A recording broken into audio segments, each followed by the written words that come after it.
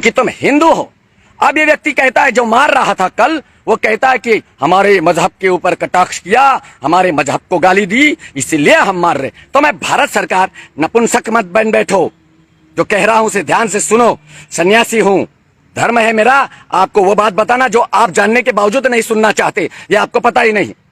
अगर कोई धर्म विशेष व्यक्ति, ये मुसलमान, ये जो कह रहे हैं कि हमारे धर्म, हमारे नबी साहब, हमारे मोहम्मद साहब के लिए इस प्रकार से भद्दी टिप्पणी की गई है, इसीलिए हम इनकी हत्या कर रहे हैं, तो जो धर्म इस प्रकार से हत्या करवाना चाहता है हिंदुस्तान में, क्या उस धर्म को बैन नहीं किया जाता है हिंदुस्तान में? क्या उनको यहां से भगाया नहीं जा सकता? जब 1947 में देश मुसलमान और हिंदू के नाम पर विभाजित कर दिया गया, तो क्यों उनको यहां रख करके हिंदुस्तान की दशो दिशा बिगाड़ रहे हो आप? सबसे मूल कारण हमारा घटिया संविधान। इस संविधान के कारण ये हत्यारे बड़े मजे लेते हैं। कल जिन्होंने हत्या की, पुलिस उनको क्यों लेकर के गई? हिंदुओं को बड़ी खुशी हो गई, अरे अरेस्ट हो गए। अबे पागल हो तुम, पागल हो, अरे पागल हो, इसीलिए तुम्हारे भाइयों की हत्या होती है। बड़े खुश होकर कह रहे हिंदू, अरे दोनों को अरेस्ट कर लिया। पागलों की औलादे, समझना को राजी नहीं। अपनी बुद्धि का इस्तेमाल करो। घास भरा पड़ा है तुम्हारी बुद्धि में, इसलिए मारे जा रहे तुम्हारे लोग। मेरी बातें बुरी लग रही होगी तो निकल लो। दोस्ती की कोई जरूरत नहीं तुम्हारी, मेरे फ्रेंड लिस्ट में निकल लो यहाँ से। मैं कोई बुला नहीं रहा हूं कि मेरे लाइव देखने के लिए आ जाओ। मैं तो अपने शब्द बोल रहा हूं। जो देश से प्रेम करेगा वो मेरी बात सुनेगा। उन दोनों को पुलिस ने अरेस्ट कर लिया। क्यों अरेस्ट किया भाई? कारण जानते हो? अगर वो पब्लिक के हत्थे चढ़ जाते तो आज वो जिंदा नहीं होते, कब्र में गड़े हुए नजर आते। इसलिए पुलिस ने उसकी सुरक्षा के लिए उसको जेल में डाल दिया, अटक कर दिया, क्योंकि जेल की दीवारें सबसे बड़ी सुरक्षित दीवारें होती है। ये है सोहन भाई, हमारे प्यारे शिष्य, जिन्होंने चिंता दर्शाई कि गुरुजी आपकी सुरक्षा का ध्यान रखिए। सोहन भाई, हजारों साथी मुझे प्रेम करते हैं, उनकी सद्भावनाएं मेरे साथ है, महाकाल का आशीर्वाद, महावीर का आशीर्वाद है मेरे साथ।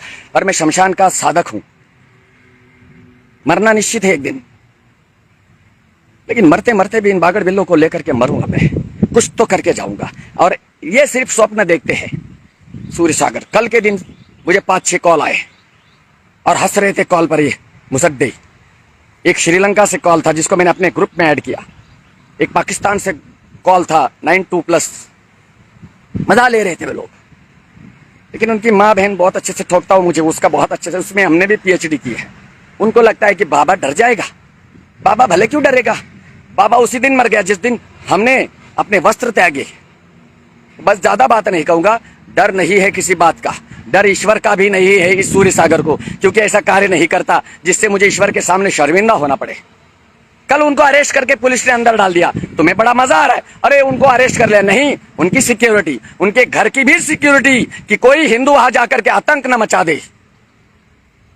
सुरक्षा की जरूरत उसके परिवार को थी जो मारा गया, लेकिन सुरक्षा उसको दी जा रही है जिन्होंने हत्या की। ये है कांग्रेस शासन प्रदेश। तुम लोग बड़ी राजस्थानी बड़ी होशियारी मार रहे थे, कह रहे थे वसुंधरा तेरी खैर नहीं और मोदी तेरे से बैर नहीं। एक व्यक्ति को हराने के लिए तुमने अपनी पूरी बजा दी, महाराणा प्रताप को लज्जित कर दिया। महाराणा प्रताप जिन्होंने घास की रोटी खाई, अपना पुत्र अमर सिंह राठौड़ जिसको घास की रोटी खिलाई, लेकिन झुके नहीं वो। और तुम हरामखोर एक बोतल में बेच जाते हो, इसीलिए सत्ता आ गई कांग्रेस की। मर रहे हैं तुम लोग, मरोगे। और ये आ गया सोनू कुमार, ये क्या करते हैं ना, ये फेक आईडी बनाते हैं, आते हैं और देखो जैसे लाइव खत्म हो जाता है इनकी कमेंट कहाँ मालूम कौन से जन्नत की सवार कर लेते हैं, पता ही नहीं, दिखता भी नहीं है इनके कमेंट। क्या मालूम कौन सा सिस्टम पालते हैं ये लोग। तुम्हें क्या लगा रहे सोनू टोनू ढोनू कि बाबा डर जाएगा? बाबा से बहुत डर लगता है तुम्हें। कल एक बागड़ बिल्ला श्रीलंका से, फर्जी नंबर तो हिंदुस्तान में बहुत सारे मिलते, श्रीलंका, अमेरिका, फलाना। हमको क्या पता नहीं है क्या? तुम जैसे चूतिया समझते हो क्या हमें? चूतियों की तो तुम औलादे हो, हम तो विद्वानों की और ताकतवरों की और सम्राटों की औलादे हैं, हम सब समझ जाते हैं। कल फोन करता है मुझे, कहता है वीडियो कॉल पर, लेकिन अपना थोबड़ा दिखाता नहीं। मैं तो बेबाक अपना थोबड़ा दिखा रहा हूं, देख ले मेरा शक्ल। कहता है तू राक्षस जैसा दिखता है। फिर कहता तेरी 4-5 तस्वीरें भेज। मैंने कहा तेरे बाप का दामाद बनाना है या तेरे बहन का पति अर्थात तेरा जीजा? ए ऐसे लोग हैं, इनको भला क्या डरना है? अरे मरते मरते भी इन्हें मारो। कुत्ते जैसे 100 साल जीने से बेहतर 4 दिन शेरों के जैसा जीवन जियो ना। 2 दिन तुम इस कन्हैया को याद रखोगे, जैसे कमलेश तिवारी को तुमने 4 दिन याद रखा, और फिर लूडो खेलने लग जाएंगे। बहुत सारे ऐसे पागल है हमारे जो लूडो खेलते, मेरे को भी इनवाइट करते लूडो खेलने की। ऐसा लप्पड़ मारने का मन करता है। अरे मैं सन्यासी हूं, तुम जैसे फालतू काम नहीं करता मैं। तो बस इतना ही कहूं, वहां पर इंटरनेट बंद कर दिया। इनकी औकात उतनी, इंटरनेट बंद कर देंगे। इसीलिए बंद कर देंगे क्योंकि डर जाते हैं। जैसे फेसबुक पर हमारी रीच घटा दी जाती है, हमारी आईडी ब्लॉक कर दी जाती है, क्योंकि डरते हैं कहीं आवाज दूर तक न पहुंचे। और ये हकला तोतला डर गया, ने इंटरनेट बंद करवा दिया। एक पैर मरघट में पड़ा हुआ है इसका, लेकिन देशभक्ति का कोई जज्बा नहीं। मैंने सुना है कि कल हमारे गुजरात में भी कुछ, कपिल जी भारद्वाज सही कहा आपने, ये साले फेक आईडी वाले, कुछ 2-4 विधायक, मैं पूरी बात नहीं जानता, लेकिन हमारे अरविंद गिरी जी स्वामी जी है, मेरे परम मित्र है महिसागर से, उन्होंने पोस्ट किया था कि 3-4 विशेष समुदाय मुसलमानों के विधायकों ने ऊपर से दबाव डाल करके कुछ लोगों के फोन, हिंदुओं के फोन जब्त कर ले। भाई किस आधार से तुम हिंदुओं के फोन ले जा सकते हो? बिना नोटिस, बिना केस, बिना एफआईआर। और वो हिंदुओं ने तुम्हारे अपने मोबाइल भी दे दिए।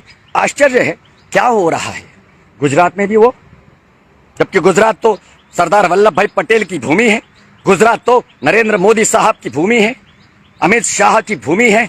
और इस भूमि में अगर इस प्रकार से होने लगेगा तो स्वाभाविक है फिर इस देश में, इस गुजरात में भी चंद्रशेखर आजाद जरूर पैदा हो जाएंगे। तुम्हारे राजस्थान में एक वीर पैदा हुआ था जिसने जिंदा जला डाला था एक बांग्लादेशी को। नाम उसका क्या था? देखो लिखो यहां, मेरे दिमाग से नाम लिखो। हम लोग ऐसे ही गद्दार है, हम लोग ऐसे ही बेवकूफ है, हमारे क्रांतिकारियों को भूल जाते हैं हम। उसने जिंदा जला दिया, आज तक जेल में है वो, उसकी कोई फिरक नहीं लेना चाहता। तुम्हारे लिए मैं भी आवाज उठा रहा हूं। कल अगर मैं भी मारा जाऊंगा, 2 दिन तुम रोएंगे, मारा जाऊंगा नहीं, सपने में मुझे मरता हुआ बहुत सारे लोग देखते हैं, लेकिन मैं भी मरूंगा, या तो मेरे शब्द देखेंगे, मेरे वीडियो देखेंगे। शंभू रेगर नाम था उनका, शंभू रेगर, हाँ शंभू लाला ओमपुर जी लिख रहे। तो 2 दिन रोएंगे।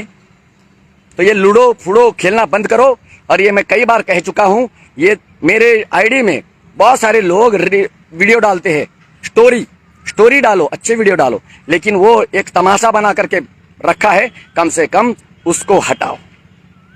जय हिंद साथियों, वंदे मातरम।